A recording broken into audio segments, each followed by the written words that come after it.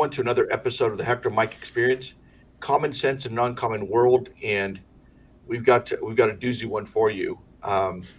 This week is kind of an important week here in California. We've got a lot of delegates coming in from for this special conference that is happening in San Francisco. They're expected to have this week about 20,000 individuals, but you know who's not there? And they've been starting to clear them out as of last week, is the homeless. So the Hmm. homeless in San Francisco have been cleared out. There are fences that have been put up in various parts of the city, and they've been power washing the streets. I mean, they're just rolling out the red carpet for the president of China, along with this Asian economic summit that they're having there. And like I said, they're expecting about 20,000 people this week to go into San Francisco. And I know Mike and I have been, we've been talking about this, like where the hell did they put all these homeless? Well, not, I mean, and it's not just the homeless; it's also the fentanyl dealers and everyone else, who I mean, did they put them in institutions? Did they send them out to other parts of the city? We have no idea. They're in the subway because you know the Xi Jinping ain't taking the BART, so they put them all in the subway tunnels, or maybe they put them at the port of Oakland. They put them in the port of Oakland. That's a possibility, or maybe they put them in Alcatraz. There's another possibility. I mean, there's. I don't think they sent them up north to Sausalito. But maybe they put him in the Oakland A's stadium. They haven't used that in a while for the baseball team. Nobody showed up this year for the games. So maybe they opened the hot dog vendors up and they put the homeless in A's stadium. That's a possibility. I guess the moral of the story is after spending billions and billions of dollars in California to solve the homeless problem, the best way to do it is just bring in the president of China and suddenly it gets fixed.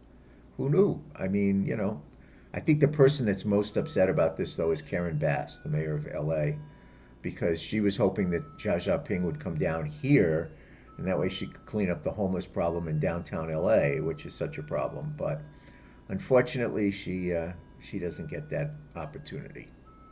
It's insane. Well, it is, but it also shows you that they've had the ability to go clean it up. They have the ability to Of course. go and do something big. I mean, you've spent over $20 billion over the last few years to try to deal with homelessness, creating all these different projects, and it's just gotten worse. I mean, California still has the highest number of homelessness anywhere in the nation, and you've got this conference that is happening, and all of a sudden, boom, they're all gone. I mean, and they were gone in a matter of a couple of days. You know where you see that?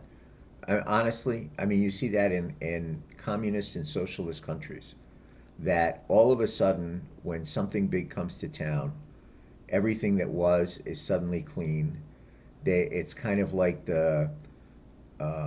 it's kind of like in the movies where you see the set design and the front of the set, but then when you look behind the set, it's just chaos because it's all it is a facade. That's really Yeah. what it is. It's a facade, and that's what this is. They're creating a facade of San Francisco, staging it as an event that makes it look like the city that it used to be, because it hasn't always been this way. It was. I remember coming out visiting San Francisco when I lived back east, and I absolutely loved it. All the different neighborhoods, the different cultures, the different people. I love San Francisco, but it's not the way it used to be. So now you have a facade of San Francisco as the stage and the backdrop for Biden meeting with Xi Jinping and all the other people coming in. And if you look behind the facade, the fentanyl, the homeless, the crack dealers, all of that is still there. They've just magically made it disappear. And what's interesting is you haven't seen a story from the San Francisco Chronicle or anybody else about where did these people go? Where did you put them? I mean, they just didn't magically like get sucked up into space like a South Park episode. Where did they go? So I'd love to see some reporter, some newspaper do a story about that. Where did these people go? Where are they? They're certainly not in the frame of the picture, the facade of San Francisco, the way it used to be. But they're still there. There's someplace. So maybe they're in Napa. Maybe they went to the governor's vineyard and they're having some vino. Who knows? But it would be nice to find out because you know what? We paid for it. I mean, they didn't voluntarily get on a bus and go somewhere, No, and we paid for it, but and the question then becomes, Mike. So this event goes for this week, right, which let's say it ends on Friday or Saturday. What happens on Monday once the fencing all comes down? Once right. the once all the once the dignitaries go back on their get back in their jets and they fly to wherever they came from. What happens now to the city? What happens to the people who live there who just saw and witnessed that when the state gets serious about wanting to clean up a situation, it can do so, and it has the ability and the power to do so. Once these delegates are gone, then what happens to the city? What happens to the streets that are now clean? It's an over under. How long will it's not what if, when is really the question. How long before is the question. It goes back to the way it was. Will it be a week? Will it be 2 weeks? Will it be 3 days? That's really the question. And to your point, what it says is the government of this state doesn't care about the people who pay the bills in this state. They care more about rolling out, no pun intended, the red carpet for the Chinese than they do about the people that pay the bills in California. Because, yes, you can clean it up. Yes, you can take bold action. Yes, you can hurt people's feelings and be able to do that and get away with it, as opposed to, oh, we can't hurt their feelings and we got to be nice. They're now the other part is, by the way, they're calling it homeless, which is, and this is a very small detail, but Or what I unhoused? laugh at it. No, they're calling it homeless now. Okay. That the Chinese people, that Ping and they're coming in from Asia, they're calling it homeless now. But usually they call it the unhoused. So even the language has changed in all of this, and I can understand they don't want the president of China coming into the greatest democracy there is in the world, into the fifth largest economy in the country, and seeing a crap show. I mean, it doesn't look good. But the point is, they have the capability of doing it. They have the resources to do it. They just don't have the will to do it unless it's something more important than just keeping people safe, keeping businesses open, keeping streets clean, and keeping business. I mean, you think all the businesses that have closed in San Francisco, big and small, they don't care about those. I mean, it's more about putting on the show for the Chinese president. That's what's Yeah, important that'll be interesting, to the and people I here. like your point, the over and under. I think we'll try to put that on Twitter, to find out what people think the over under is for everything to go I think back to it's going to be normal. pretty quick. I actually think it I would. think so It, too. yeah, I think it would be pretty quick because what it is it's a lifestyle. The question I would have is how much did we pay to move them, and how much are we going to pay to put them back? Right. That's what I mean. That's what I'd like to know. Who's spending the money? Because I mean, really, and I don't mean to be mean about this, but we're talking about people that don't have the means to get from point A to point B. Okay, so someone had to move those folks. Right. Someone had to make sure that they're not sitting out in the middle of somewhere where they get rained on or beat down on the sun and stuff like that. So they have to be put someplace. Someone had to do that. Someone had to pay for that. Who did it? Who paid for it? And who's going to put them back when the Chinese and the Asian conference is over?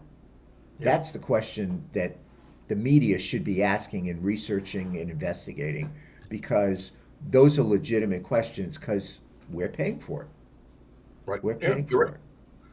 Well, So, yeah. and so we'll obviously next week I think we let's get together and we'll see how long it takes to get we can discuss especially the Yeah. aftermath because you got I think on Wednesday you've got what is it a big fundraiser that's happening. Newsom, you've got Joe Biden. Right. I forgot who else is going to be there, but I mean they're looking to raise somewhere about $3 to $3.5 million just for that one fundraiser for Oh, Biden. I would think I would think that's easy money. I Yeah. mean that's literally low hanging fruit. I mean you've got I guess my question, let's go over under on that one too. Is the Veep going to be there? I don't know that I don't know. They You know, they sent it to the Middle East for the week. well, it's interesting. It's interesting you bring this up. I mean, with the Veep and this kind of will go into a little bit of politics. Yeah, it was kind of this is too. Is I've been looking at some polling data, and there's a lot of blacks that are now kind of not too happy with Joe Biden. I know a lot of it talks about the economic situation, the inflation, the cost of things. Obviously, inflation going up. Um, but I got to venture to guess that maybe a portion of it, maybe some sort of anger or upsetness that you've got the vice president, arguably the second highest ranking individual in the United States, and I think everyone seems like it's all gone into, if Biden doesn't run, it's going to be Newsom.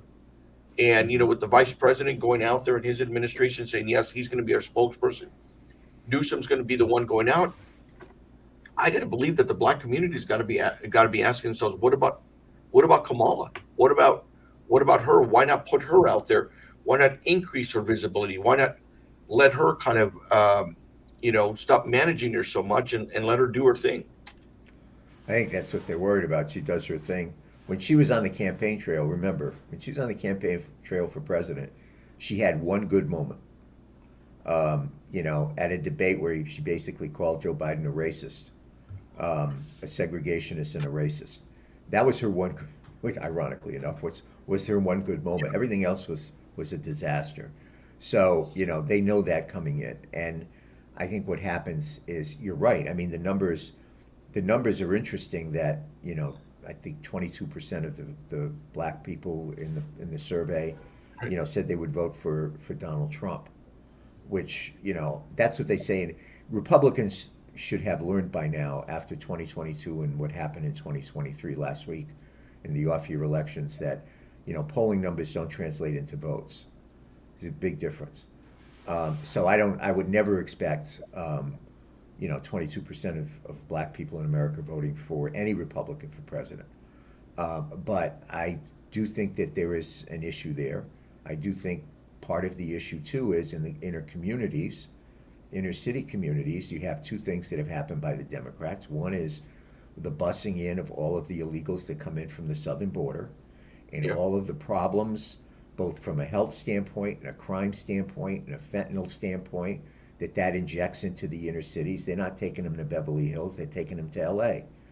And so I think that's one of the things that happens, in places like Chicago and New York, as well as out here.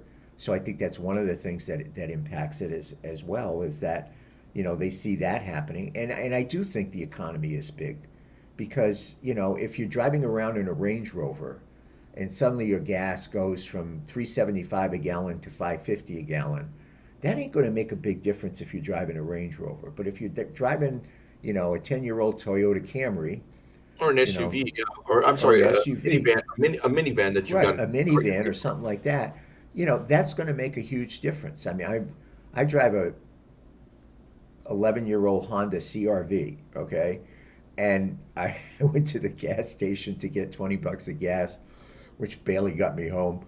And I felt bad for whoever was the poor bastard that was there before me, because you know how you go to the pump and the numbers are up there.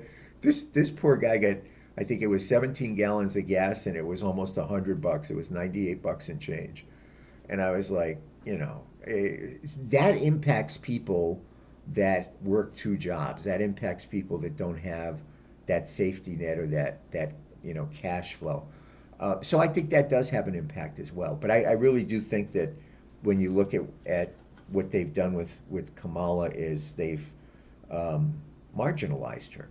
Oh, And yeah. part of it is, let's be honest, part of it is her herself. I Well, I mean, it's think it not is. like she's hit the You're ball right. out of the park. I think it is her herself, and I just there's something there. I mean, because you know, for one sense, purpose, she's not a dumb woman. I mean, she's a accomplished individual. I mean, I just is it the topics? Is it the issues that they put her in that just brings out this naiveness of her? I mean, granted, she has had a couple of issues with like go and solve immigration or go deal with immigration. I'm like, oh great, how do you deal with that? But how do you She's come done up a with great some sort of job. solution to that one?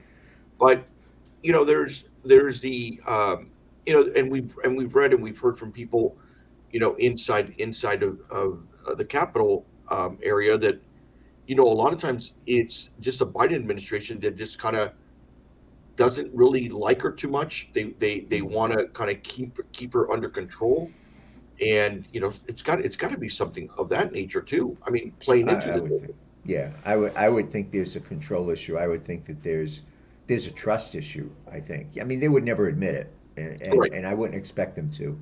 But it also shows something else, which I think people are learning, which is you can do well in one environment, and then when Yeah. you go to a different environment, it changes completely. I mean, and on the Republican side, I'll use Ron DeSantis as an example. I mean, people I know in Florida, because when you live in Rhode Island and you reach that point in time in life that you've had enough of the winter, you move to Florida. So I have a lot of friends that live in Florida that used to live in Rhode Island. And they love Ron DeSantis as governor. I mean, the taxes are low, the gas prices are reasonable, the housing prices are reasonable. They like Ron DeSantis. But when you go from that environment, and he's done a good job, but you go from that environment to running for president, it's a different step. And I think Right. that's kind of the same way with Kamala. She was great, if you like her politics, she Right. was great in the Senate. I mean, I don't like her politics, but she was great in the Senate. When you saw her at a Senate committee asking questions and probing, what I saw, again, when I put aside my differences of opinion on the issue, was someone that was laser focused and knew how to answer questions and put people on the hot seat. And even though you disagree, you can also respect. I think that's the way she's been elevated and treated and the way it's happened. I think that's gone now. So, Yeah. and I think the Democrats look at the fact that 2024 is coming up, and probably the weakest, and we saw it again, last Tuesday in the off-year elections. The weakest link the Democrats have is the president. I It mean, is the it's not weakest. issues. Yeah, It's it is not the weakest issues. link. It's the president. Yeah, and the I know we talked about this, so what happened for with Republicans this last week on election day, I think you said it well when you said Democrats have figured out a way to divorce themselves from Joe Biden, and Republicans have now figured out a way to marry them to him. And I mean, the other thing too is, and I, you get to hear, we see whether it's on interviews or read these comments by Republicans that are saying, nope, next year it'll be different. It's going to be jobs. It'll be the economy. It'll be Correct. inflation. It'll be this and this and that. And if you're the Democrats, you're like, no, we're just going to run the same play over and over and over again because you got no solution for it. I mean, Right. until you come up with some sort of solution or defense on this issue of abortion, on these social issues, then they're just going to turn out numbers at a higher percentage and overwhelm you. It's it's interesting because, and it was Jim Jordan that said that on election night last Tuesday, that abortion won't be an issue in 2024. It's going to be the economy and crime. Well, I think Republicans would love to have economy and the crime be the issue in 2024. But if you're the Democrats, and since Roe v. Wade, you have won every battle, every war, every messaging challenge, and done it soundly, like in Ohio, like in Kansas, in places you would not expect. Why it's not exciting, but if you gain 7 yards on every play you hand the ball off, why would you change?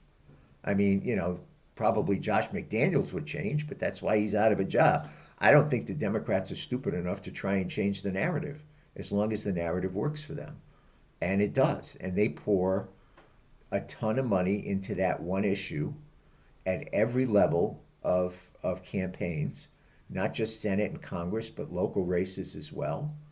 And that's what they try to make the issue. And if I was in their boat, in their situation, I'd do the same thing. Republicans got to come up with an answer to that, and I think there is one. I mean, we've said this before on our podcast. I think Nikki Haley has the answer to that. I don't know Right. why they don't embrace that. It's nothing. It doesn't need to be complicated. I mean, the last Republican debate, she did it again. They asked her about 15-week national ban, and she said, "Look, the Supreme Court turned it back to the states. That's where it lies, is with the states. That's what we've always wanted. Now, there'll be some states that I agree with. There'll be some states that I don't agree with, like New York or California or other places. But that's up to the people in the state to decide through their elected officials what they want the law to be. What we need to do is be respectful of everybody and their opinions. And what we need to do as Republicans is focus less on harsh rhetoric and the harshness of the real policy that the Democrats have on the issue of abortion. That 9 months into a pregnancy, a woman can terminate that abortion without even the consent of her doctor. Right. And so I think she's absolutely dead on right on that. Republicans gotta embrace that, because if they don't, then 2024 is going to be another rough year. Oh, I It's agree. that dominant of an issue. Right. And and the other thing too is, I mean, you add to it the ballot harvesting, you add the, I mean, they just, you add to it where Republicans have shot themselves in the foot because you got a president who says don't trust the post office. And I mean, the convenience of being able to vote by mail. And plus, if you think you're going to go out to the polls on election day and there's a thunderstorm or there's a snowstorm or something else kicks in November, you just decrease your numbers by a tremendous amount. And you know Well, that and I'll to give you overcome that number at the end, it's impossible. right. I'll give you a specific example from last Tuesday. Is in Pennsylvania. They had a race for the Supreme Court. They elect statewide. Republicans on election day, I think, got about 60% of the vote. The Republican candidate, he got whomped because in early voting and absentee voting, it was more like 75-20 for the Democrat. Mhm. So it's they put the votes. I mean, we used to do this in Rhode Island all the time. You knew where the votes were when the polls closed on election day. You knew how many. I mean, literally, you knew how many votes you had Right. when they decided to count absentee ballots. So if you lost on election day, and I say this from a firsthand knowledge standpoint, if you lost on election day by like 300 votes, and everybody thinks, well, the absentee ballots belong to the Democrats because that's what they do, and you've got like 800 or 900 votes in the bank that are your votes. I mean, it makes a whole big difference. And we used to do that. The Republicans used to do that. They got away from it. They keep saying they're going to get back to it, but a year after they got whomped in 2022 with this early voting, they didn't do anything over the course of the last year to fix it. So time's running out. It is running Time's out. Well, running you know out. what else is running out is another big issue here in California is what the hell's going on with the insurance industry. I mean, it is just bananas. We personally, we were looking to insure one of the houses, a house, and we got renter in there right now, and we go to Allstate, and they said, well, because we've been there for a long time. They said, well, we even though you've been with us, the minute you get a renter in there, you're going to have to get renters, and the homeowners insurance for when you have a renter there says we can't do that policy, Right. even though it's going to be lower, and so forth, because that other person's going to have insurance. We can't write any new New policies. policy. And the other thing too is we've been seeing even with car insurance. I mean, car insurance is going up, Right. and now you've got less and less. I mean, so you've got Allstate, you've got a division of Farmers, you've got what was the other one? It's Allstate, a State nation, Farm, and all, State yeah. Farm. Yeah. And there's like 11 other, or 7 or 8 other smaller insurance companies. They've all said nope, we're not going to do any more insurance or new business in California. A big portion of it is there's like, look, it just doesn't make financial sense for us. Right. And it goes down to, and it kind of, I'll get a little wonky on this thing. So in 1998, California's passed Proposition 103. And it basically stipulated in Proposition 103 that if insurance companies wanted to do an increase of insurance, that they would have to go get permission from the insurance commissioner or so forth to be able to increase some of that insurance or that cost. Well, you couple that with the wildfires that have happened in California, and over the last several years, I mean, it has been just catastrophic. I mean, the amount of deaths, the amount of obviously lost lives, property loss, and everything else. That the insurance is like, look, we can't balance our books with all this cost, and so they've gone to the insurance commissioner, whose name is Ricardo Lara, who used to be a state senator. He's out of Los Angeles. They've gone to him several times and said, look, we'd like to increase the rates a bit, just kind of so we can offset some of this cost. And there's been, let's study this, let's look at this, let's do all this other stuff. And in the meantime, now you've got individuals who can't find insurance, so they're going to something called the California Fair Plan, which is the state of California has created its own insurance to cover, and that is getting it's getting about 8,000 applications every single weekday right now. Really? Uh-huh. Because when you're out there right now trying to find insurance and you can't find it, then you end up having to, you go to the last resort, Last which is the resort. California Fair Plan. Yeah. And That's crazy. well, the thing too is that by going to the California Fair Plan, they're getting a lot of they're getting those applications that other people don't want to insure. So that means that their liability, which is I believe the last number I saw was about $250 billion in liability. But you got to remember that since they're the last resort, they're getting a lot of the places where higher prone fire areas are getting Hmm. things that even those who are still in the market don't want to insure them. And so um, it is a mess. I mean, and whether you own, you rent, or you have a car, I mean, that's why you can't find insurance, and that's why it's going up higher and higher. Well, it's that's what happens when people leave as well. I mean, you're right. Wildfires play a big part of it, but the regulations and the laws that we pass. I mean, this it happens in other states as well, but not the way it happens here. And yes, wildfires play a role in that. Um, but the reality is, it's set by it's a free market, and the Right. free market decides that it is better for, if I'm an insurance company, to be more focused someplace else other than in California, even though, which has always been the biggest thing California has, is this huge population. Even though there's a huge market opportunity, they've reached the point where their analysis looks at it and says it's not worth the risk and the cost to be in this marketplace, even though there's a huge opportunity there because of the numbers. We can do better and make more money someplace else.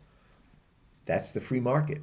And so, that's a result of decisions that are made. And, places like Allstate are, you call Jake from State Farm now at 3 o'clock in the morning, and Jake says, where do you live? And you say California. He says, I'm sorry, you got the wrong number, and he hangs up on you. I Yeah. mean, that's life in the fast lane. That's the world we have set here. And I honestly, I don't haven't encountered that, but we've had the same insurance on our house since we bought it. This is the first time this year when they sent the renewal policy. It was like they want pictures of the house on the outside and stuff like that to see if there's anything that they can. In the sense I got from the correspondence was see if there's anything they can find that Right. would either raise the rate or disqualify it. That's that makes doing business. It's tough for homeowners.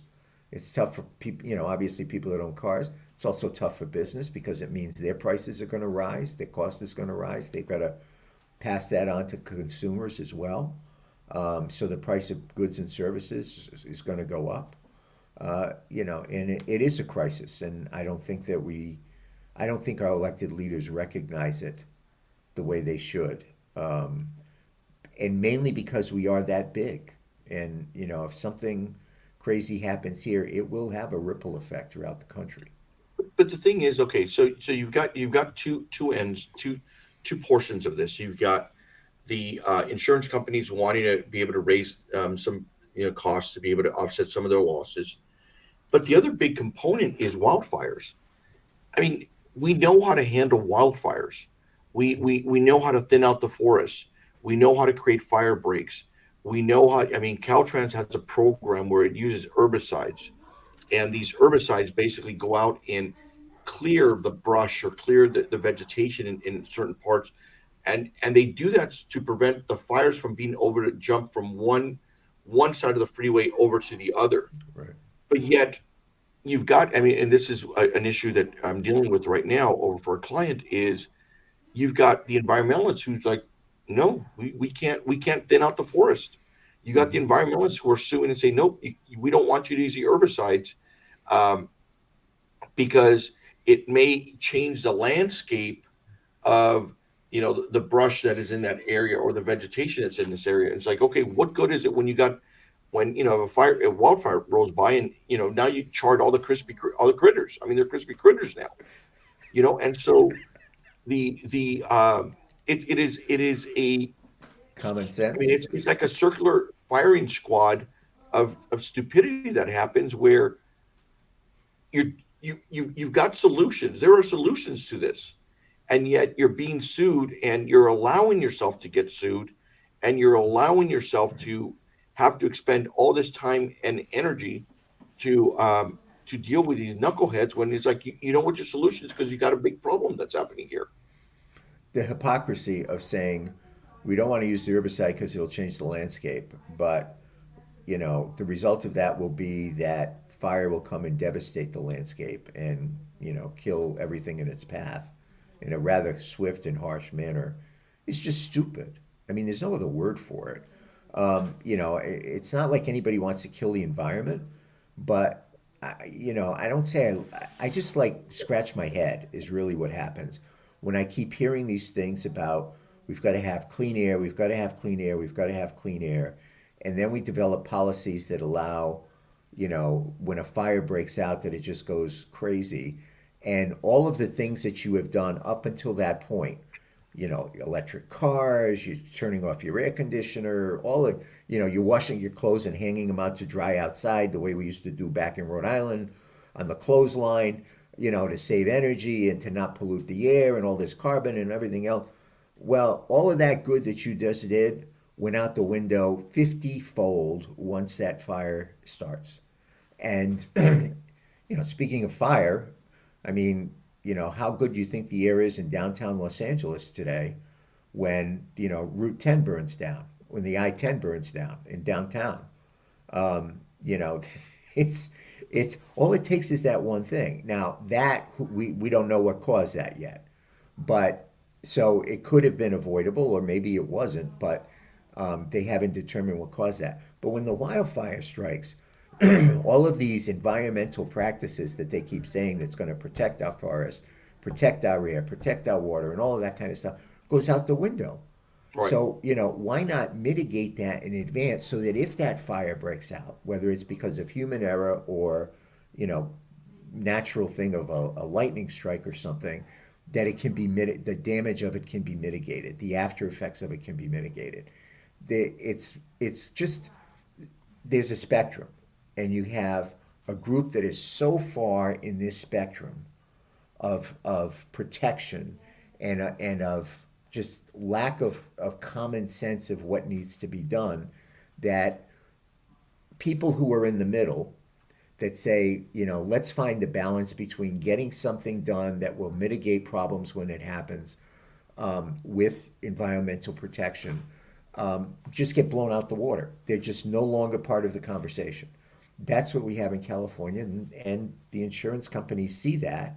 And they also don't look at today. I mean, most of us, like in politics, they look what's happening today.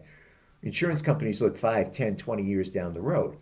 Clearly, if they're leaving and they're making it more difficult to get policies and not writing new policies, what they see down the road is this stuff is going to get worse in the state. well, That's something people need to recognize. I'll try to find the story, but and we'll include it in the notes section for folks. But this was several years ago. There's a town in Northern California. I want to say it was Berrysville, and they had received a grant for like $800,000 to create an extra exit lane, right, in case of a wildfire, and it would create fire breaks along the area. Well, they got sued, and as they got sued, a wildfire broke out and just eliminated the whole town. It just whole town Yep. gone.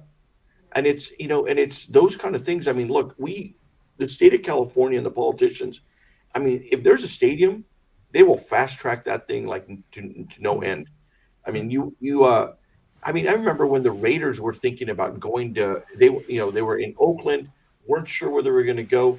I mean, they were passing exemptions on environmental regulations in Irwindale, thinking that they were going to go there. I mean, they didn't even Right. end up going to L.A. or Irwindale, but they Yeah. were passing Oh exemptions. yeah. You're Just absolutely right. I remember in that. It's down the California. street from me. Yeah, look at all these exemptions we're passing. Look, and they end up going over to Las Vegas. Right. And but I mean, man, did they have exemptions rolling? I mean, when they built the stadium, I'm here in Sacramento. When they built the stadium here for the Sacramento Kings, I mean, exemptions, exemptions, exemptions. Put it up, let it roll. Same thing with with all these other sports stadiums. But yet, the wildfires. I mean, and the other one that's interesting is even on water infrastructure. Hmm. I mean, they've got to go through that entire process where they get sued for here, Right. environment impact report here. Like they just approved a program, and we'll have to talk about this next time a little bit more in depth. But they just approved a program called Sites Reservoir. Right? We haven't built a dam or major reservoir in about 50 years when we had half our current population.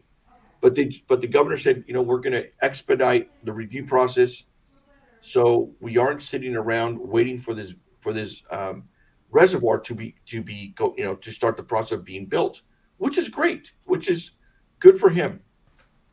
The problem is that this thing, and I was just reading an article by George Skelton this morning.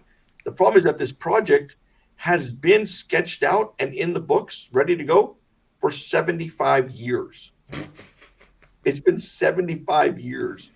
And so the governor announces 2 weeks ago, we're going to try to expedite the process. We're going to speed up the process. I'm like, good Lord, it's been 75 years. That's called speed of government.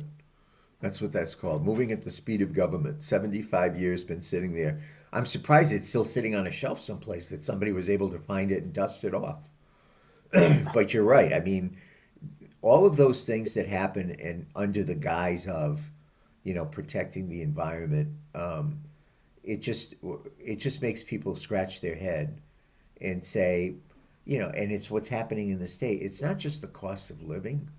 It's things like that that make people scratch their head and say, I can go someplace else if I And can. that's when people are doing that. People are deciding to leave. Yeah. They're And, going somewhere else. Not just, I and mean, that yeah. that's the red flag that comes to me from the insurance companies too, is that fact, which is that they look at this not just as of today, but what's going to happen down the road, because they look at that over projected over 10, 20 years, and that's where they make their business decisions from. Like I said, it's not like in politics where it's November 7th or whatever it is. So when they do something like that, it's a clear statement that they have no confidence in the current system or the system that's to come. And Right. that from a business standpoint, they're better going to, some other place and selling more policies at a less amount than trying to stay here and deal with the situation that they would have to deal with, not just today, but down the road. That's a big red flag, no pun intended, on all those wildfires we're talking about. But that should be a big red flag to homeowners, to car owners, and to our elected officials. Yeah, it is. And the thing is too, I mean, you got the lack of leadership that is happening here in California. But I mean, the other thing too is what is happening in Washington D.C. It's like you got on both sides. You got sometimes it feels like the Keystone Cops are out there.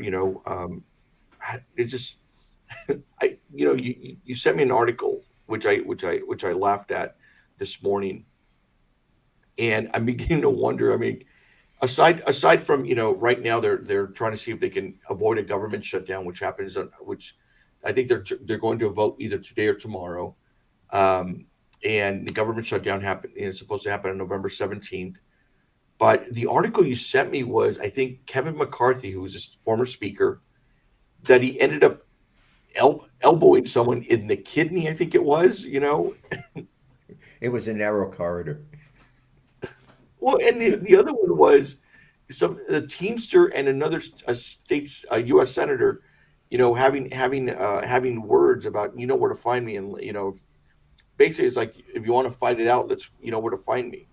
No, no, actually, what it was is, it was the head of the Teamsters Union, who, as you can imagine, is no cream puff, and this U.S. senator from Oklahoma, and they were ready to throw down in the Senate committee hearing. It's like, you've been calling me this and that. Well, here I am, and the senator says to him, "Well, get your butt off the seat if you don't like it." And the guy says, "Well, you get your butt off the seat if you don't like it."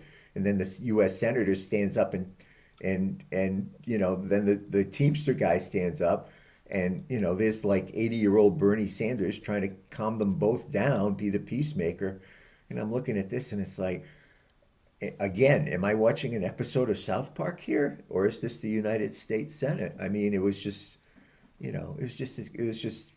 childish is probably a good word for it, but it's just amazing how the Senate was the place of decorum and stuff like that, and you have something like that happens, and it just leaves you shaking your head.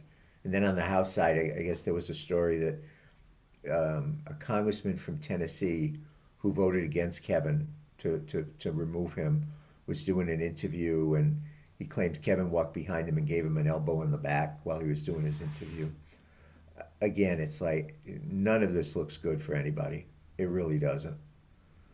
It's no I winners in don't blame. something like that. Yes, I don't blame Kevin on that, but yeah, he shouldn't be doing that. Well, I But mean, we don't know what he did. I mean, this is what this guy claims. So, yeah, yeah, yeah. and so it's like, it doesn't foster any confidence or anything like that. I mean, So um, do you think they're going to have a government shutdown on no, Friday? No, no, no. they're going to pass Yeah, I think the Democrats will get behind what um, Speaker Johnson Johnson. Yeah, came up with, because it doesn't it doesn't cut any spending. It right. keeps spending levels the same as it was in the beginning of, when they passed the budget initially. So it doesn't cut any levels of spending, doesn't increase any, which is what the Republicans want. They wanted a decrease in spending and getting things in there like putting more money in to protect the border, the southern Right, border. right. It doesn't deal with that at all. It's just keeping everything as the status quo, basically, with the same funding level. So I think what happens is he'll lose. The speaker will probably lose some Republican votes because of that, but there'll be more than enough Democrat votes to make up for it. So I don't So think they'll. what happens to his speakership? I mean, this is a reason why McCarthy was challenged and removed out of the Right, speakership for negotiating with Democrats for not adding the cuts that they wanted. right. Do they decide to keep him there for a while Oh yeah, and I think see what he I does for think the they next do. round? Yeah, I think they do, because what happened was with McCarthy, it was one guy who saw the loophole that Kevin gave him in the rules, but saw the loophole and had the personal vendetta against Kevin and decided to take advantage of it, like and so that's what I think happened. And I don't think you'll see any radical change, but you will see. I think you will see several Republicans defect and vote against it because they really wanted to see some spending cuts, as opposed to, as they call it, because I think the budget was passed under Pelosi. It wasn't passed under the new guy Jeffrey. So it's the old budget under Pelosi that got passed, because you see the rhetoric that they're using in opposition to what the speaker Yeah, wants. The Pelosi passed budget with all of the Christmas tree ornaments that were in it, in 2021 or 2022, and right. all of that kind of stuff. So they're labeling it the Pelosi budget, and most people are like, "What are you talking about?" Again, it's like you got to talk to people about things they understand, things they care about, and things that affect their life. And sometimes, as we're learning, we fail at that in this side of the Yeah. aisle. Well, so this thing goes to continued resolution. What is, I mean, what I mean, obviously, I mean, look with the primaries coming up very soon. What are you hearing anything inside of DC or around there of any of these eight that took on McCarthy of getting challenged in a primary of getting challenges coming in against them? I sure as hell hope so. They did the Republic. I mean, from a strictly partisan standpoint, they did the Republican Party a lot of damage, in my opinion. That's my opinion. By doing what they did, it was a childish act, and so I do think there will be some that get challenged. I think from a policy standpoint, it didn't do us any good either. But I would expect that some of them would be challenged. Absolutely. Yeah. I mean, I don't know if the big ones like Matt Gaetz, he's very popular in his district. I mean, he's in Pensacola, like, along the Panhandle, so it's a heavily Republican area, and he's very popular there. I don't know that he would get challenged, but I think some of the others might. And the Okay. other thing too, by the way, is since then you've seen a number of Congress people, on the Republican side, saying they're not going to run for reelection Yeah. because they basically had enough. So, usually those are safe Republican districts, but it's districts they got to go defend now. Hmm. And the problem is Mike Johnson, I think, is a great guy, but I don't think he has the fundraising clout that a Kevin McCarthy did to help all of these members or keep all of these open seats. Right. So that's going to be a real challenge for Republicans. Well, Mike, we'll see. I think we'll leave it here. Great getting together with you again. Let's do this obviously next week before I get out of town. And so it's, You getting out of town, are you? I'm getting out of I, town. I So couldn't I couldn't get insurance, so I'm leaving. I'm getting out of I'm town. leaving right now. Yeah. So yeah. So Well, let's get Hector's scheduled. getting married later this week, so let's everybody give Hector a big congratulations, and Thanks. I'll give you the papal blessing from Pope Mike, to you and your lovely bride, and wish you all the best in health and happiness, and hope you get your insurance. If you do, throw in a good word for me, because I need it. I need a lot of insurance. I will. All right, Mike. Take care, Mike. Have a good one. Thanks, everybody.